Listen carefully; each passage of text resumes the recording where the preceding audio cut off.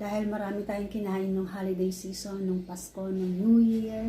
So, dapat ngayon ay babawi tayo para sa ating kalusugan. So, ayan. Kaya ko busin yan. Kasi ito yung mga dressing ko. I also have egg. So, this is one whole egg. Kinain ko na kanina ng kalahati.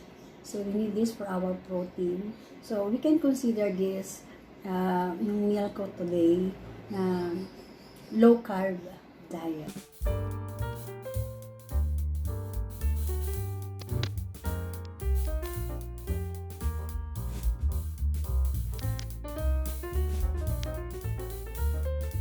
So, ayan na po yung aking bagong o-officialin ngayon. Yan ang aking goal ngayong 2022 to have a low carb diet. So, before, parang sanay na ako kayo sa low carb because konti lang ako kumain ng rice. 1/2 cup lang isang araw. So, hindi na ako siguro mahirapan ngayon to adapt this low carb diet because sanay na ako ng konti yung aking rice. So, for your info, ang low carb din ay dapat konti ang mga sugar or starchy foods. Bread, root crops like kamote, lalong-lalo na yung banana. Piling-pili din doon ang mga prutas na inyong kakainin sa low carb. So, ang hindi pwede doon ang ripe banana because napakalakas ng fructose, yung sugar content niya. So, we need more protein dito sa ating low carb diet. So, titignan natin kung magiging successful tayo. Disiplina lang talaga yung kailangan. So, ayan, yung aking egg. Okay yung mga meat, chicken, fish, ganyan. Yan sa low carb diet. More on protein na para sa ating energy.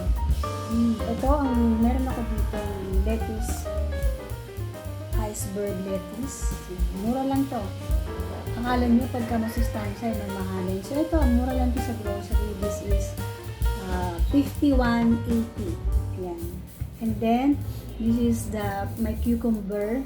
Ito ay organic cucumber. So, 2 piraso to na mahaba is 75 pesos. So, this is red bell pepper. Malakas sa vitamin C. So, napakamura din. 20 pesos lang isa. So, come on. Let's eat na. Nakikita niyo.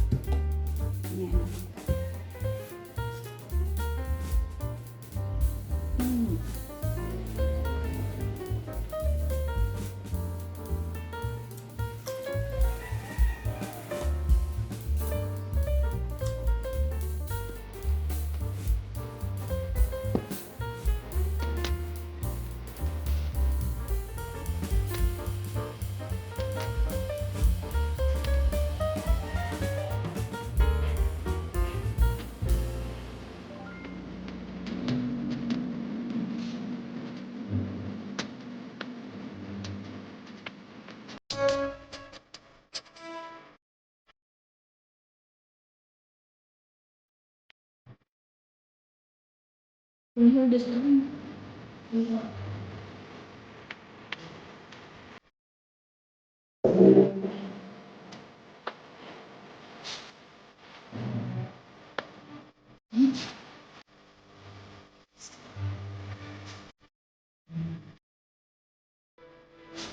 Mm-hmm.